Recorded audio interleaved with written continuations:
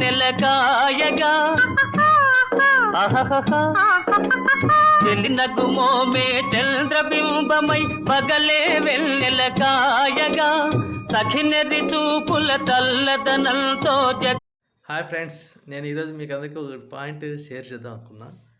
ఎందుకంటే ఈ మధ్య గాంధీ సరిగా నవ్వుతున్నా కానీ అది మనకు కనపడట్లేదు. ఎందుకంటే గూగుల్ పే, ఫోన్పేలో వెళ్ళిపోతున్నాడు సైలెంట్గా.